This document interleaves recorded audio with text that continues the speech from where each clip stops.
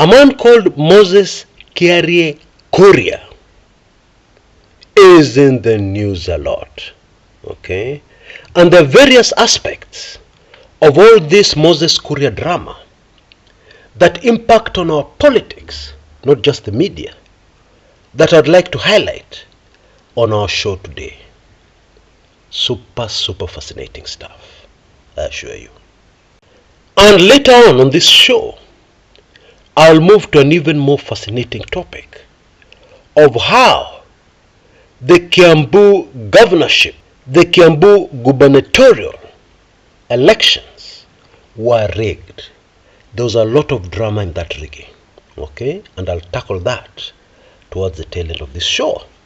And so that is something for you to really look forward to. Now, a deeper look at the character of Moses Kuria, the current cabinet secretary, investments, trade and industry, reveals a lot. And it opens a can of worms that I could not continue opening. Yeah, I just had to shut it. Too many worms were crawling out. And I knew that some of those worms I could not even share in my weekly intelligence briefings. However, I can hint at some of them. Yeah, so let's go. Most Kenyans have forgotten that in the first 100 days of the Kenya Kwanza UD administration, Moses Kuria had already broken a record. Yeah, for foreign trips. He had made 19 foreign trips out of the country in the first 100 days. 19. In other words, he made even more foreign trips than the cabinet secretary in charge of foreign affairs. Can you imagine that? By the way, CS Foreign, Alfred Mutua, made 15 trips over the same period, which is understandable. He's in charge of foreign affairs, so he can't avoid traveling. He can't avoid representing the country in various forums where foreign ministers are required. Yeah, but Kuria is the trade CS. Doesn't make sense. Does it make sense to you? Okay, for a moment, let's give him the benefit of doubt. Let us say he was doing what he has been telling us, working very hard to improve the economy of Kenya. So from those 19 foreign trips, what have we seen in return for those trips? How many agreements favoring Kenyans, trade agreements? How many breakthroughs? How many changes in policy, have these trips brought to ordinary Kenyans? What are the benefits? Because for instance, if this was a private enterprise, a company, and then the CEO of the company calls Kuria in and says, I have just seen your enormous, gigantic bill for foreign travel and the costs involved. What I want you to do for me is to draft me a small report of the results we have gotten as a company from this expenditure, from your foreign trips. I can assure you that report, and I'm sure you agree with me, would be just full of kizungu mingi and very little, if any, substance. There are no results, bottom line. Tuambiane ukweli. And one particular favorite destination of the CS Kuria has really piqued my interest. And that is a country called Belarus. Okay? Now I really dug around to find official statements of official trips to Belarus. I found only one. Only one. Maybe you guys will help me find more. But trust me, I was thorough. Now I was comparing this one official communique with the other side on a list of the times I found out it was reported that Moses Kuria was in Belarus. Many times. Sometimes there's a talk show on TV, and then Moses Kuria is being interviewed where he is, via the web, and it is mentioned in passing, he is in Belarus. What? Now Belarus is a very, very interesting country. It neighbors Russia and Poland, amongst other countries. Indeed, the name Belarus, the direct translation of that, is White Russia. White Russia. There are many conflicting reasons why this particular region ended with that name. Some people say it's because people in that country, a vast majority of them, had white hair on their head, no matter what their age was. Others say it's because this region was known to be Christian. Nobody seems to agree on the reason, but that's the name. And Belarus is a developing country. Yes, it's not a developed country. And what's more is that there are so many shady things which have been linked to Belarus. The country seems to have a problem with vices like money laundering, international money laundering, because there's a very big drugs business unfolding in this country, more than in many European countries, despite the fact that this country is very tiny. I'm not insinuating anything. I'm just giving you the facts about the country called Belarus. There's one major huge difference between the Uhuru Kenyatta administration and the William Samoei Ruto administration that the press have not highlighted yet. This is an administration where a vast majority of the CSs are politicians. Now, those of us who are around when the 2010 Constitution was being passed will remember that the idea was a very deliberate effort to keep out politicians from the president's cabinet. And with good reason. Those people who put together the Constitution had already seen the damage politicians did as cabinet ministers, because you have certain political interests, and so you put your personal political interests above national interests that you should be serving as a cabinet secretary. And Moses Kuria is a politician who has thrived on being tribal. He became hugely popular in Gatundu South as the legislator by being the so-called protector of the Agikuyu, the house of Mumbi. And indeed, our brothers and sisters from the mountain got a lot of joy from the abusive nature or the abusive language he was using in protecting the community, allegedly. But now Kenyan politics has changed, because the current political divide, in case you didn't know, is between those who are opposed to the Finance Bill 2023 and the government, and those close to the government. Now, who are opposed to Finance Bill 2023?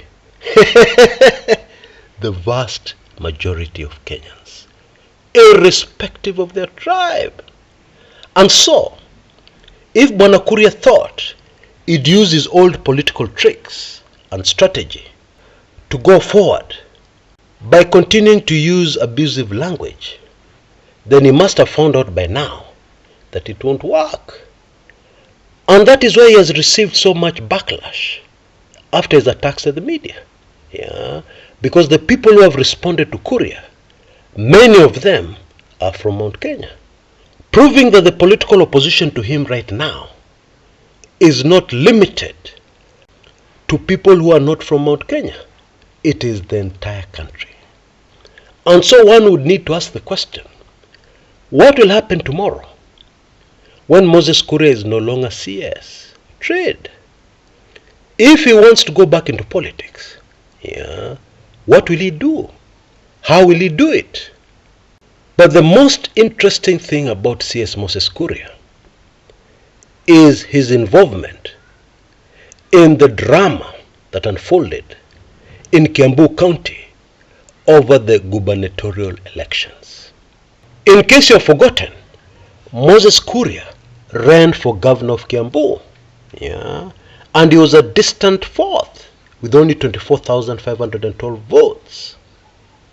Now, what really attracted my attention to this candidature of Moses Kuria was the fact that Kuria has never participated in his life in an election where he did not have a good chance of winning, or where he did not know he will win for sure. In fact, in the past, he has made very spirited efforts to ensure that he wins, he puts his win in the bag. Because the first time he got elected without any opposition. He was a sole candidate, in Gatundu South. Now, if you think that happened by accident, then you don't understand Kenyan politics. That's all I can tell you. So Bwana Kuria participated in this election, very crowded field of big, powerful candidates. So the question is, why? Why would he need to do that? Well, I don't know. Your guess is as good as mine. But I think we should take this opportunity to look deeper into this election. And what I need to tell you from the onset is that this election was massively rigged in favor of one candidate. And indeed, Kiambu voters know this because they voted. You know, you vote, you, your friend, your relatives, and then you wait for results. And you know how you and your relatives voted. So when the results come different from how you voted, then you can guess what happened with a lot of certainty. And many people in Kiambu will tell you even today that the real winner of that election was the man who ended up coming in as a runners-up, Chebukati's results, Patrick Wainaina Wajangol. That is the man who won those elections by a huge margin. Yeah, but then this is Kenya. And those were the 2022 general elections for you. Now, one of the reasons why this election had so much drama behind the scenes was the fact that a last-minute change brought a lot of headache to those who are fiddling with the numbers. But let's start this story at the beginning. Now, I don't know if you know this. In an election, if you want to fiddle around with the numbers, frustrate the will of the majority of the people, one of the first things you can do is to introduce many strong candidates to take away votes from those who may defeat you. Yeah, that trick is as old as politics. And so the candidates we had in Kiambu last August were Patrick Wainaina Wajangol, hugely popular in Kiambu, William Kabogo, a former governor of Kiambu, and still with sizable support within the county. And then we had the incumbent at that time, James Nyoro, who had been the governor. You can't be the governor of a county and you have zero support. You have done people favors. So he too had a sizable amount of votes going his way. And so the strategy of those who wanted to steal these elections was to ensure that Bwana Nyoro and Bwana Wajangol were frustrated and stopped from winning this particular race. Now, you know, there's something else that is done in Kenyan politics, chini ya maji of course. Yeah, in a situation like this one, you can have another candidate run, knowing that he has got his political base, and you make a deal before the elections that he will loan, he will lend you his votes. He will give you his votes. I think the best example of this is the 2007 presidential elections, where a man called Stephen Kalonzo Musyoka ran. Yeah. And it was whispered that a large chunk of his votes were donated to Kibaki. Yeah, donated in quotes, because there's nothing like that in democracy. I have reason to believe that the same thing happened in Kiambu County. I will not name names, but I'm sure you can guess which candidates may have donated some of their votes to the eventual winner, Wamatangi. Now, when that had been done, those who wanted to fiddle these elections already had their winner, with a slim win over Patrick Wainaina Wajangol. But then something went wrong. The presidential elections. Now, regulars on this channel will know that we have said here many times that there were 2 stages of vote rigging, or 2 rounds. In round 1, it was discovered by those who were fiddling that Raila Odinga was still leading. And by the way, round 1 was very clean, very organized. It was very difficult, almost impossible, to get any evidence of fiddling in round 1, because it was all done with algorithms. Very difficult to trace, impossible. Done on the computer, with a computer formula, algorithm. And so, they had to go into round 2, which was messy, much easier to find evidence, etc., etc. But let's stick to the topic of today. Now, naturally, this affected Kiambu. How so? Because if you want to fiddle successfully with a presidential election, the major obstacle you'll have, especially if you want to do last-minute stuffing of votes, removing votes from here and putting them there, is that you have to be careful that the presidential results don't look very different from the results of the other candidates. For example, you cannot have a Kanu candidate winning by a landslide, and then the governor is from another party, and all the other candidates, or most of the other candidates, are from another party, which is clearly more popular on the ground. That will raise suspicions. And so, to get the votes to win the presidency, those fiddling with the presidential elections had to pay a lot of attention to Kiambu.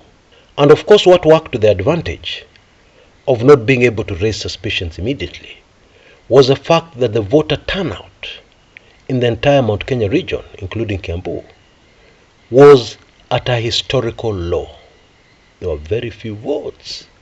I mean, we saw pictures even on television of abandoned polling stations, 2-3 people coming in to vote. Even in Gatundu, which is within Kiambu, and in the president's constituency, were shown what looked like ghost polling stations. A few people trickling in to cast their vote.